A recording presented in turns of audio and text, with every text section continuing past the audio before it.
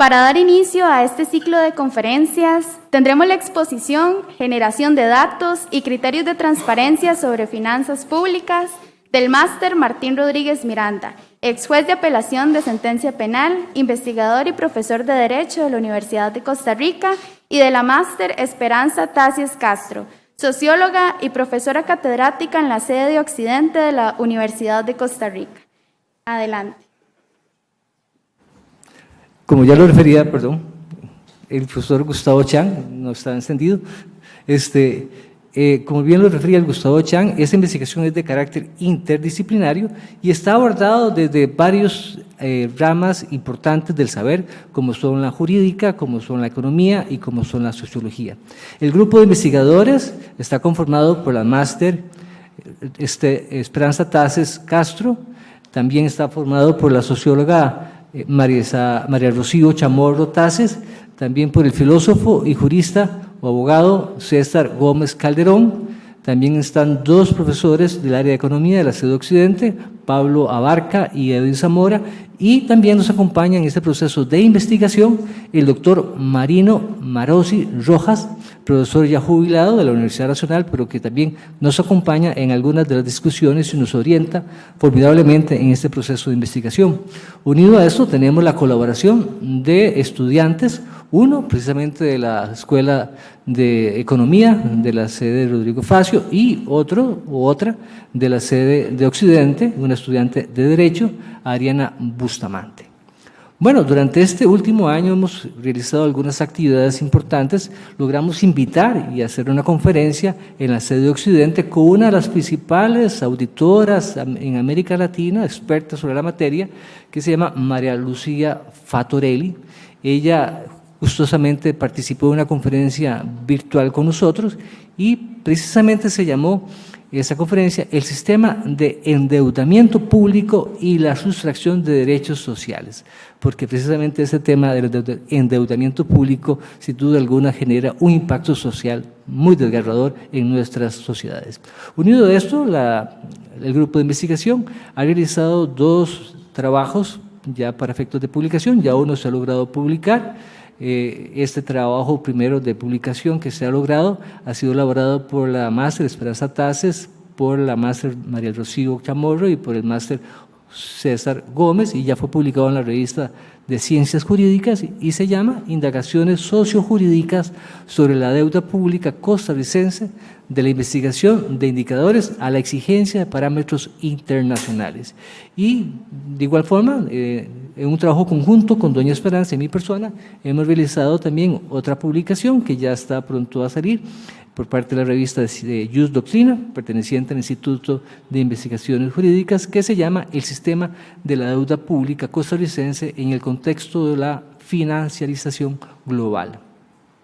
Aspecto importante también dentro de este proceso que hemos realizado en el último año es la elaboración de un video o cápsula informativa en torno a lo que se ha llamado o denominado deuda odiosa, que es aquella deuda que se ha gestado, orientado o formulado a través de criterios no muy transparentes y en donde finalmente se supone que el dinero destinado no ha sido exactamente para los fines que fueron enunciados.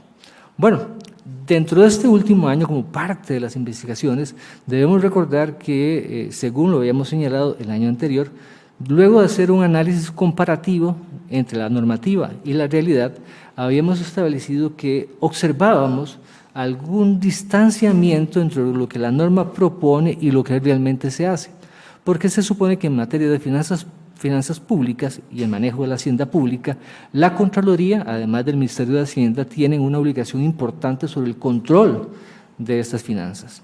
Y hay un tema importante que es lo que se llama el manejo o la gestión de la deuda pública. Y observamos que este manejo o esta gestión, regulado normativamente tanto por la Constitución Política, tanto por la ley orgánica de la Contraloría y por distintas leyes, no se estaba cumpliendo. Y creíamos que posiblemente había una desatención o algún problema de aplicación directamente por parte de la Contraloría, que a pesar de que la deuda sigue creciendo exponencialmente, no observamos que la Contraloría, o no habíamos observado que la Contraloría estuviese haciendo algo al respecto. Bueno, Parte de los hallazgos son los que vamos a mencionar el día de hoy, que la misma Contraloría ha advertido de las dificultades que tiene en este momento para realizar algunos controles sobre el tema de las finanzas públicas y sobre todo en el manejo del endeudamiento costarricense. Y unido a esto, otro de los temas importantes que habíamos señalado el año anterior era el tema de la generación de nuevos títulos o bonos de deuda pública, un poco diversos o distintos a los que venían acostumbrándose históricamente a colocar en el mercado.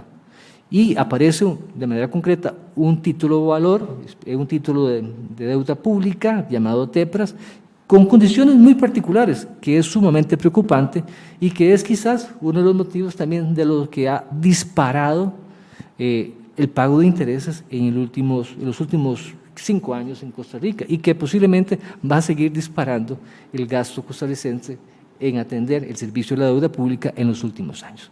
Pero estos son parte de los hallazgos que hemos encontrado y que queremos hoy desarrollar.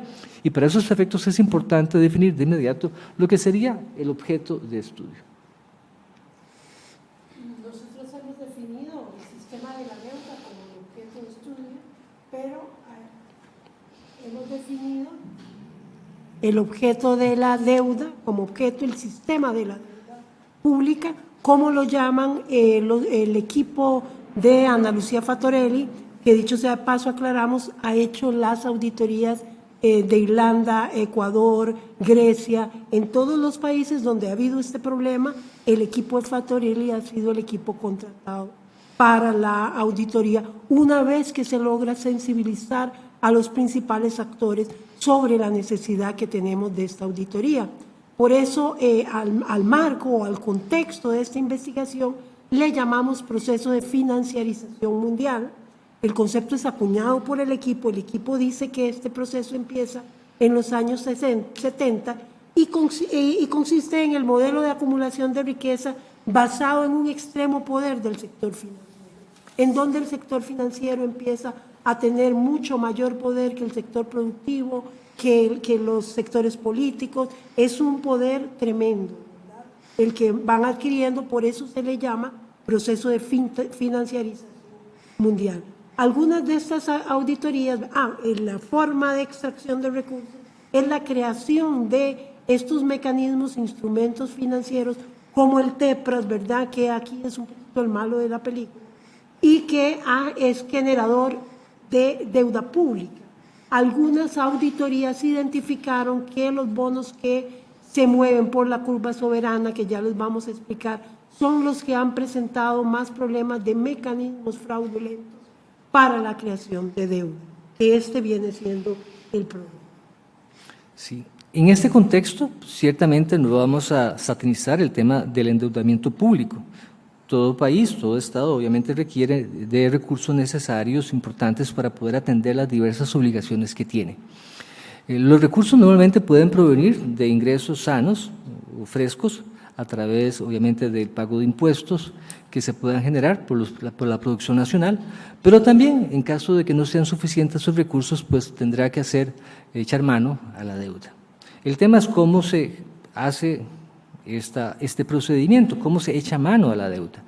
Y todo empezó quizás, y el motivo de esta investigación se genera fundamentalmente por la gran discusión que se presenta en el año 2017 y 2018 con la aprobación del combo fiscal, que parecía era la panacea universal para resolver todos los problemas económicos de este país. Bueno, uno de los grandes temas que se discutió en ese momento es que el déficit fiscal costarricense se presentaba obviamente porque la capacidad económica del Estado en cuanto a sus ingresos era muy inferior al gasto público. Y el gasto público fundamentalmente se le estaba endilgando a distintos temas, y entre los temas que se estaba endilgando el gasto público era el tema de salarios. Buscando y profundizando sobre la temática, nos damos cuenta que en realidad el gran tema en este punto no es el gasto público por inversión social o cargas laborales. En realidad el gasto público en nuestro país comienza a acrecentarse paulatinamente en los últimos años por un tema de deuda. Durante buena parte del primer decenio de este siglo, la deuda pública estuvo cerca de un 25%, 30%, comienza a aumentar en los años, en el tercer quinquenio, 2010-2015, a un 35-45% del Producto Interno Bruto, y en los últimos años se ha disparado.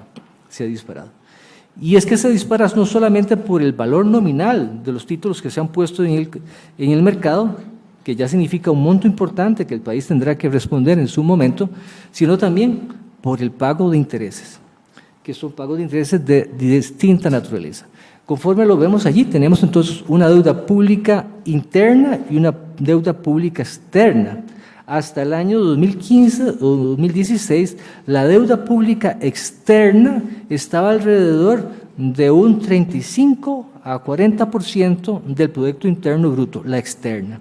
Claro, esto llamó la atención también de organismos internacionales como el Banco Mundial o el Fondo Monetario Internacional, que advirtieron que no era recomendable eventualmente tener una carga de deuda pública de un país en moneda extranjera. Y esto obviamente por el tema del cambio, del tipo de cambio, ¿verdad?, que en cualquier momento se disparaba, y en un país y en un momento de crisis económica, pues esto resulta ser sumamente riesgoso.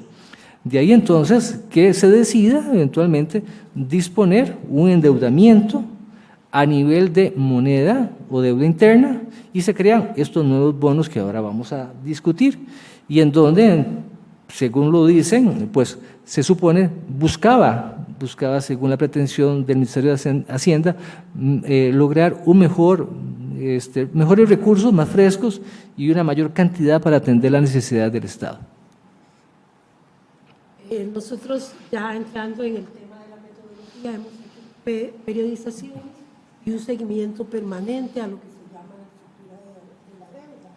Ahí en el color ocre ustedes pueden ver los tipos de bonos que existen, ¿verdad? Tuvimos dificultades por algunas de ellas, las anoté al otro lado, que es la dificultad de que les ponen nombres distintos, de que hay archivos que no son publicables, de que hemos tenido ciertos conflictos con el Ministerio de Hacienda para la entrega de los datos y la información que hemos pedido, pero ahí la hemos ido con estos años jugando, ¿verdad? Ustedes pueden notar que el ocre crece, y el ocre es como que ellos han ido resolviendo lo que ocurrió en el 2016 con la aparición Doña Esperanza. Y han aumentado la cantidad, el peso del bono que tiene un interés fijo en la estructura de la deuda. Esto es muy importante porque entonces ustedes podrían decir perfectamente, ¿y entonces por qué sigue creciendo?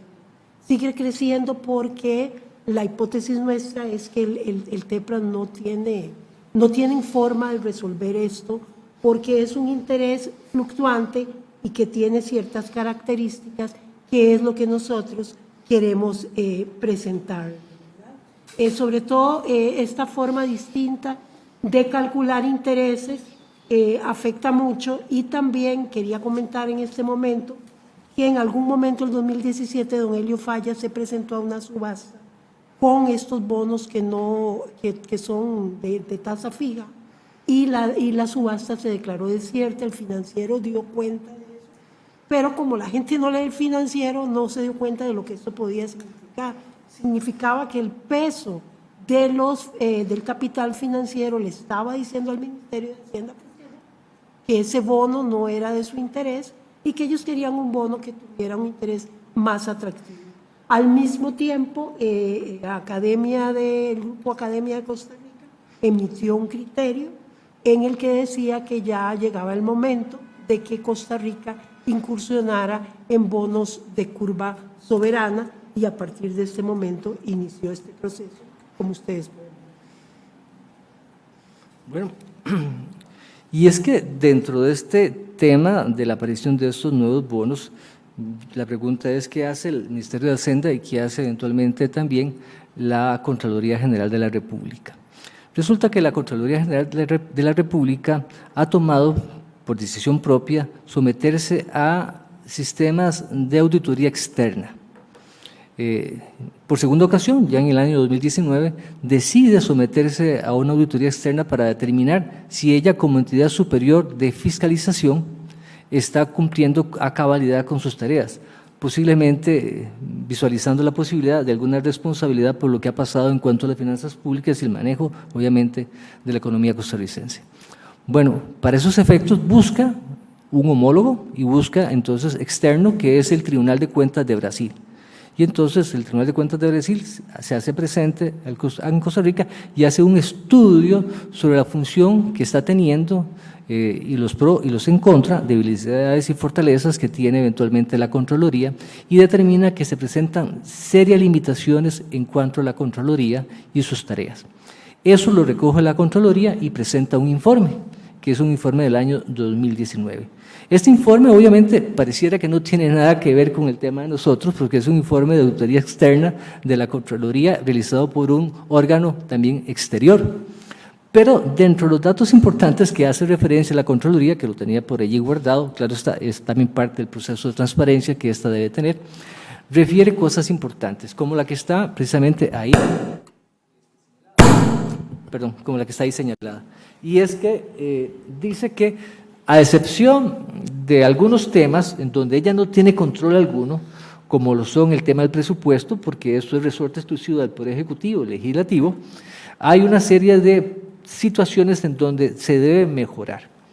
Y precisamente se habla en este tema de temas de implementación de metodologías, herramientas y desarrollo de capacidades personales a fin de lograr eventualmente obtener la información importante que esté vinculada con las finanzas públicas. Y la Ley de Administración Financiera y Presupuesto Nacional establece dentro de sus reglas la necesidad de contar información oportuna y confiable sobre el conocimiento financiero del sector público nacional. Como apoyo, y eso es importante, como apoyo a los procesos de toma de decisiones y evaluación de gestión. Y la Contraloría, con este informe, nos está diciendo que hay ciertos problemas que ella tiene para poder obtener la información necesaria. Y, aparejado a esto, nos dice además que tiene problemas para poder controlar el manejo de las finanzas públicas del país. ¿Por qué? Porque el país tiene una deuda pública importante que no es únicamente la deuda del gobierno central, sino también hay deuda distinta al gobierno central, que son de las entidades financieras, entidades públicas no financieras, que también es importante, pero la más importante de todas es la del gobierno central, y el gobierno central de toda la deuda pública del país, tanto interna como externa, asume el 75%, con una desventaja con respecto al sector público no financiero, que el sector público no financiero tiene capacidad de producción y venta de productos y servicios, y eso no tiene el gobierno central, que en general lo que hace es un ofrecimiento de servicios y mantenimiento de las condiciones básicas de la sociedad, pero no genera propiamente una actividad productiva. Bueno, al desconocerse con claridad qué está pasando en las distintas instituciones, entonces la Contraloría dice, tenemos algunos problemas, hay que mejorar. Pero claro, el problema es que hay que mejorar, nos dice en el año 2019, y creemos que ese mejoramiento todavía no se advierte.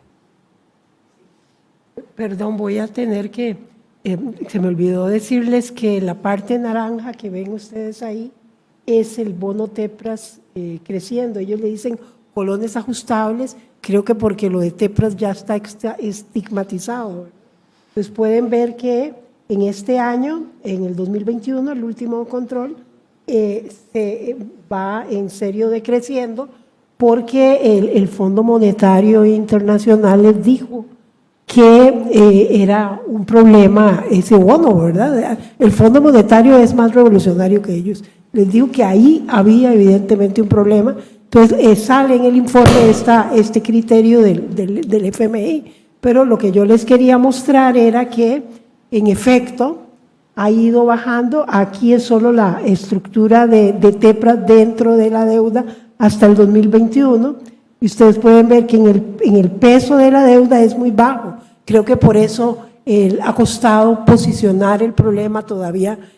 Por cierto, agradecemos mucho a don Gustavo Chan, ¿verdad? Porque ha costado demasiado, pues la gente no entiende, ¿verdad?, lo que estamos explicando. Pero el problema es que tenemos en el 2017 por el mismo 8.2 de pesos sobre la deuda, paga en millones de colones los que ustedes están viendo ahí por el mismo peso. Entonces, ya digamos, ¿qué otro dato podríamos mostrar de evidencia empírica para decirles que aquí hay un problema y que debería revisarse la legalidad? Por ejemplo, ese día que no se presentaron a la subasta, en otros países a eso le llaman colusión. Eso en otros países es un problema, ¿verdad? Aquí no hay todavía, me entiendo yo, un marco jurídico que nos defienda de una situación como esta. De la variación total, el gráfico lo que muestra es la variación total de la deuda con incursión del TEPRAS y los pesos que tiene. Y el otro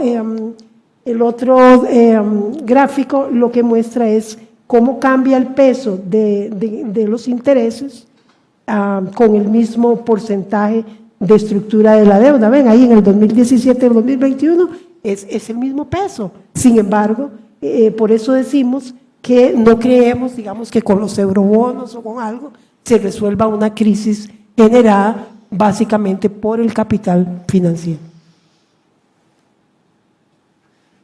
Bueno, ante esta situación decidimos preguntarle a la Tesorería Nacional la razón por la cual se había creado el TEPRAS, porque aparece de un momento a otro en el sistema financiero costarricense este bono que no se había utilizado. Entonces le preguntamos a la Tesorería cuáles son las razones técnicas, cuáles son las razones económicas por las cuales se decide aprobar este bono, y pues nosotros tenemos una idea sobre esto, y es la primera que se marca ahí, ¿verdad?, que el TEPRAS no fue creado exactamente para satisfacer las necesidades del endeudamiento y enfrentamiento de las necesidades del país en general, económicas, sino sobre todo para satisfacer necesidades de los inversionistas. Vamos a ver, durante el año 2010 al 2015, Costa Rica entonces tuvo la oportunidad de poner al mercado internacional o extranjero los famosos conocidos eurobonos, obviamente en moneda extranjera, con intereses económicos, intereses fijos y obviamente muy atractivo obviamente a la inversión extranjera, pero con poca posibilidad para los inversionistas nacionales de obtener beneficios. Y los bonos que estaban siendo utilizados en Costa Rica, aparte de algunos otros tipos, era uno que se llamaba el TUDES, que eran unidades de desarrollo. Las unidades de desarrollo fundamentalmente se medían, podían ser a corto, mediano o largo plazo, y fundamentalmente tienen un interés, se paga con un interés fluctuante. Ese interés fluctuante respondía a las tasas de inflación. Por supuesto, del quinquenio 2010 a 2015 las tasas de inflación bajaron en Costa Rica y entonces no resultaba muy atractivo para los inversionistas tener un bono que dependiera de las tasas de intereses por la fluctuación y eventualmente de la inflación del país. Entonces, ante una inflación baja, obviamente pagaban intereses bajos y no les interesaba. Han presionado, como bien lo dice doña Esperanza, el sector financiero nacional y ha logrado efectivamente que a partir del año 2016 se aprobara este nuevo bono, que en general nos dicen allí que responde, es un título con intereses variables según los rendimientos de la curva soberana. A manera muy general, según nos explican los economistas, lo que hace este bono es ofrecer ciertamente un título en el mercado y para efectos de definir los intereses no se definen de previo, sino que eso se define en el devenir histórico del comportamiento del mercado. Y entonces cada vez que se hace un estudio de este pago de intereses, que se supone que sería cada 6 meses, se valora en ese momento la generalidad de las tasas de interés y se establece un promedio general. Ese promedio general de intereses es lo que va a pagar en intereses este TEPRAS. Y entonces, algo importante que nos dice la Tesorería Nacional cuando nos da la razón por la cual se crea el TEPRAS, que nos dice que es para lograr recursos frescos y seguros y lograr que el país esté entonces teniendo un ingreso constante de dinero sin mayores problemas, nos dice que estaba pensado en su momento a partir de una tasa de inflación baja, de un 2 o un 4%. Y entonces los intereses en ese sentido quizás iban a ser bajos. El problema es que a enero de este año la tasa de inflación está en un 12%.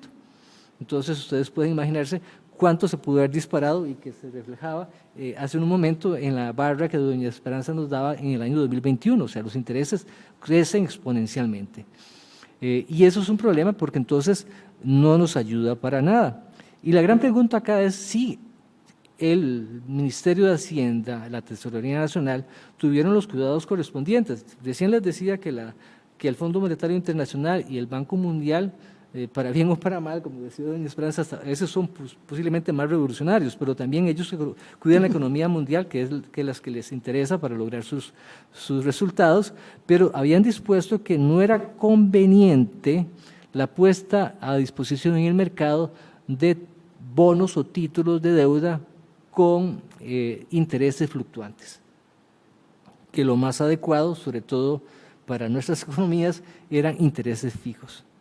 Y a pesar de que los abanderados del cumplimiento del fondo, de lo que dice el Fondo Monetario Internacional y el Banco Mundial, como lo fue el gobierno anterior o tras anterior, siempre nos decían eso, pues obviamente aquí desacataron, curiosamente, las recomendaciones del Banco Mundial y del Fondo Monetario Internacional y sacaron al mercado un bono con un interés fluctuante que nos está golpeando sobremanera, sin determinar eventualmente los distintos riesgos. Hay diferentes riesgos que se valoran, riesgos de mercado, riesgos de tasas de interés, tanto en deuda nacional como en deuda de moneda nacional como en deuda en moneda extranjera, el riesgo cambiario, que también es importante, el riesgo de refinanciamiento, es decir, si vamos a tener liquidez al momento de que se venzan los bonos y pagar el dinero, porque si no tenemos liquidez, no nos va a quedar más que volver a obtener o sacar eventualmente nuevos bonos, pero como no tenemos capacidad de pago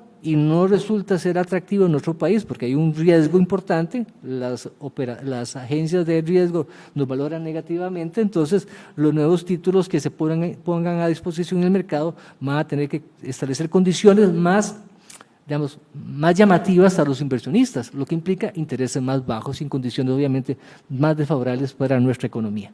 Son parte de las cosas que hemos venido observando de lo que ha ocurrido con respecto a este TEPRAS.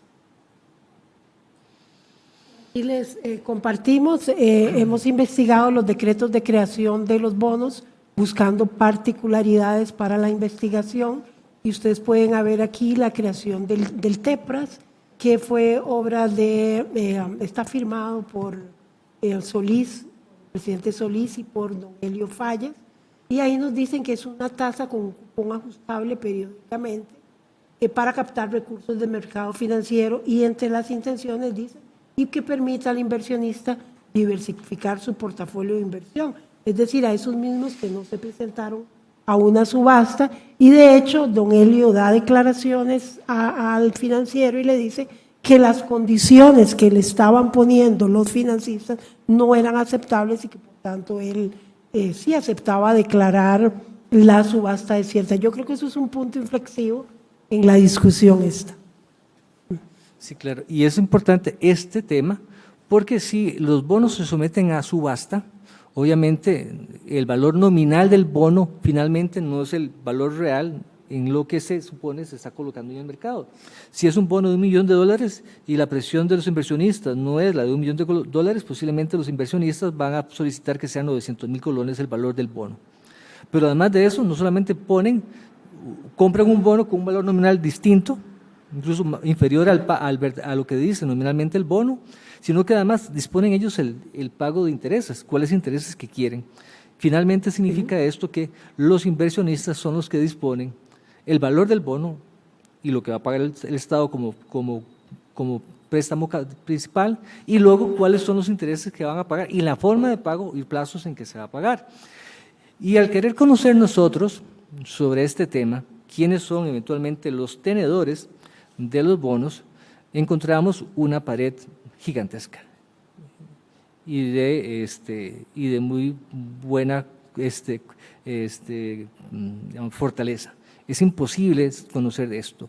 Y no solamente encontramos nosotros la imposibilidad de tener conocimiento de quiénes son los tenedores de los bonos, sino que también la misma Contraloría en este informe dice que ellos tienen problemas para poder brindar una información transparente de toda la actividad que ellos realizan, dado que hay limitaciones establecidas por ley y limitaciones no establecidas a nivel fiscal o a nivel eventualmente aduanal, sino limitaciones específicamente, dice allí, referidas a la competencia del mercado. Y entonces, para efectos nuestros, no es posible saber quiénes están obteniendo los bonos en el mercado secundario.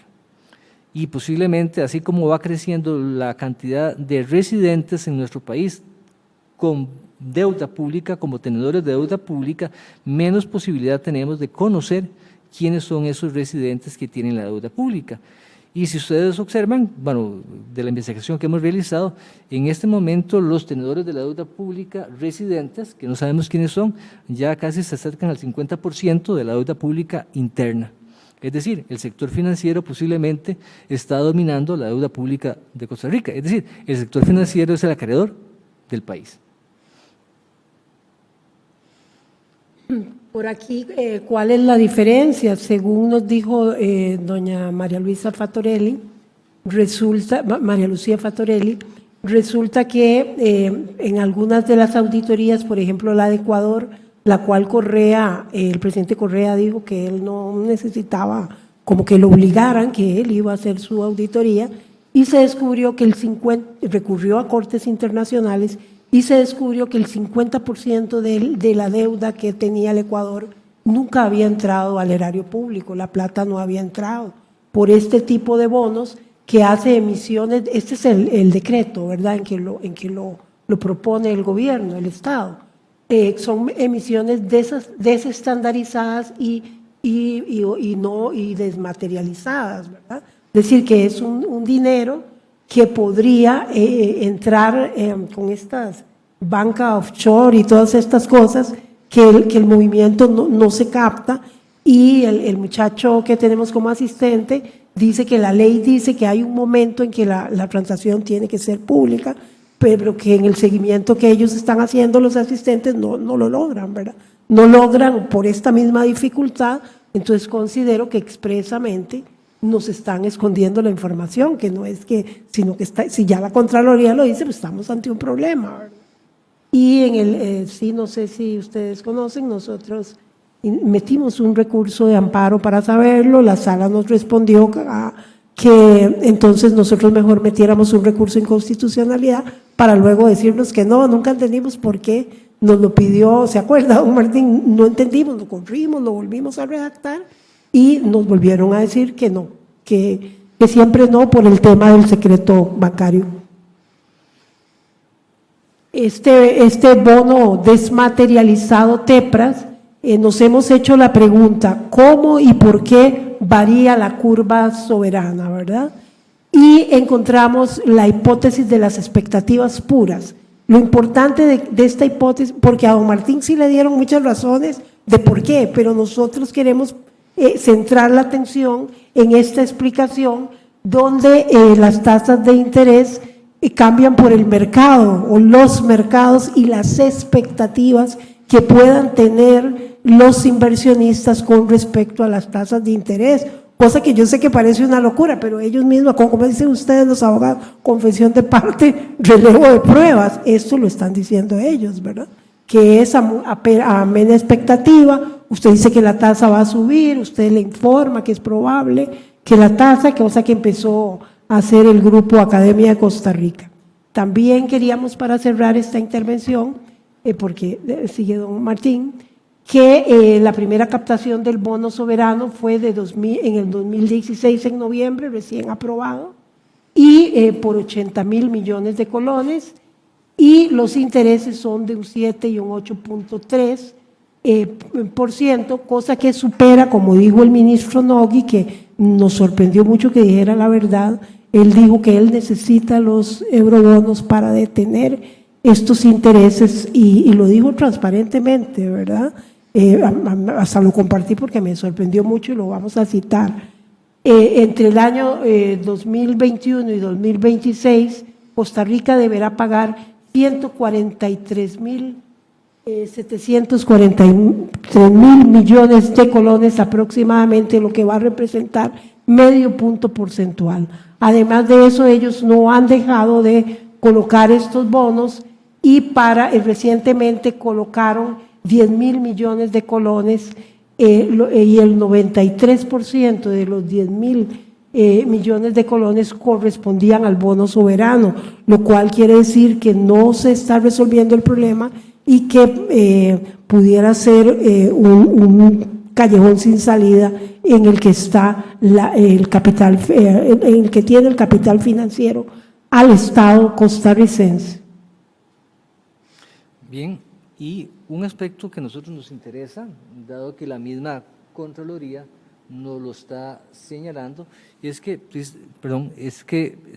precisamente uno de las limitaciones que tiene la Contraloría es la insuficiencia de información de todas las entidades. Y precisamente la Contraloría reconoce en este informe de su auditoría externa que se le realiza que ellos no cuentan con el 100% de los estados financieros de las empresas estatales o entidades públicas estatales. Es decir, no pueden obtener la información que se requiere para tener una fotografía clara de lo que está pasando. Bueno, y entonces frente a eso, sin duda alguna, nuestra investigación está orientada a la generación de datos, decimos, y criterios de transparencia sobre las finanzas públicas. El objetivo final de nuestra investigación es sentar las bases eventualmente de que se puede realizar en nuestro medio, dado que se ha señalado con claridad, como lo ha dicho doña Esperanza, que nuestro país paga los intereses más altos, incluso más altos que en Grecia, en cuanto a la deuda. Se hace necesario en este momento la implementación de una auditoría de la deuda pública, que este era uno de los objetivos que creímos que tal vez iba a ser difícil lograr establecerlo, pero sin duda alguna, a partir de la misma información de la Contraloría, se establece como un punto necesario. ¿Y esto por qué? Porque la misma Contraloría nos refiere acá que aun cuando el país ha aprobado desde hace más de 10 años, 2008, 2009, las normas internacionales de financiamiento y también de contaduría en el sector público, por desgracia, no todas las instituciones del país las aplican, a pesar de que está por decreto y se supone que deberían de ser de aplicación obligatoria para todos. Y esto dificulta a la misma Contraloría tener información sobre lo que están haciendo.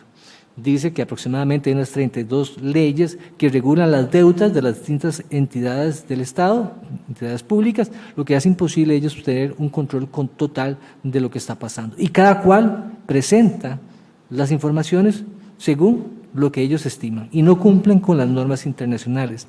Y estas normas internacionales a nosotros nos resultan importantes porque precisamente cuando se han realizado auditorías de la deuda pública de los países, se señalan aspectos importantes como una auditoría financiera, una auditoría contable y una auditoría operativa. Y esto en Costa Rica está muy lejos de ser realidad. De ahí que creemos, como parte de nuestra investigación, que efectivamente lo que debemos proponer para un futuro, y eso posiblemente creemos que estamos consolidando la conclusión, es que se implemente por algún sector una auditoría de la deuda pública en Costa Rica, porque la misma ley de administración financiera señala que si eventualmente la emisión de bonos o títulos de deuda se ha realizado sin cumplir con los criterios legales y técnicos correspondientes, se podría decretar la nulidad del acto. Y esto traería consecuencias importantes como eliminar eventualmente estos bonos o bien readecuarlos a intereses que resulten ser más razonables y no a los que fueron dispuestos eventualmente por el sector financiero nacional. Y para concluir, tenemos un pequeño video o cápsula informativa de la labor que hemos realizado sobre algunos temas y se llama sobre la deuda odiosa. Vamos a presentarlo.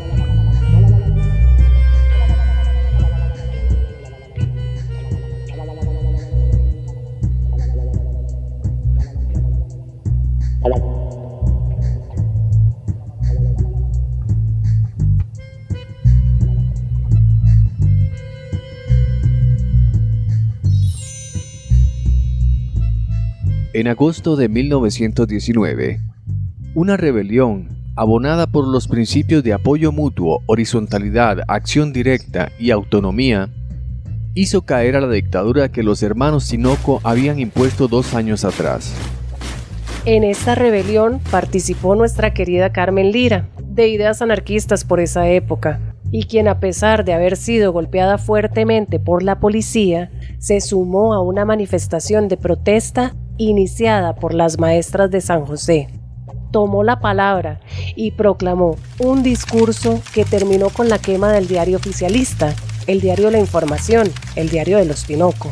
En ese momento, Tinoco tuvo que huir de Costa Rica, llevándose de paso una fuerte suma de dinero, la cual pidió prestada en nombre del país y sin la consulta de la población. Un año después, bajo una fuerte presión popular, el Congreso y el presidente Julio Acosta García se vieron obligados a repudiar las deudas y los contratos firmados por la dictadura de los Tinoco. En aquel entonces, Gran Bretaña amenazó a Costa Rica con atacar el país si no indemnizaba a las empresas británicas afectadas por el repudio de estas deudas. Sin embargo, la dignidad y la rabia de la población hicieron que Costa Rica se mantuviera en su postura de rechazo, y el gobierno de Acosta se vio obligado a acudir a un arbitraje internacional en busca de una solución. Finalmente, en 1923, y habiendo escuchado los argumentos de las partes, el juez William Taft dio la razón a Costa Rica contra Gran Bretaña. Las transacciones entre el Banco Británico y los hermanos Tinoco están plagadas de irregularidades, y el banco acreedor es el responsable. Este caso no depende solo de la forma de la transacción, sino de la buena fe del banco cuando prestó dinero al gobierno costarricense bajo el régimen de Tinoco. El banco debe demostrar que el dinero se prestó al gobierno para usos legítimos y no lo ha hecho. En consecuencia, Costa Rica quedó liberada de estos créditos. Algunos años después, en el año de 1927, Alexander Sack, un reconocido jurista de origen ruso, estudió este y otros casos similares, formulando lo que hoy conocemos como teoría de la deuda odiosa.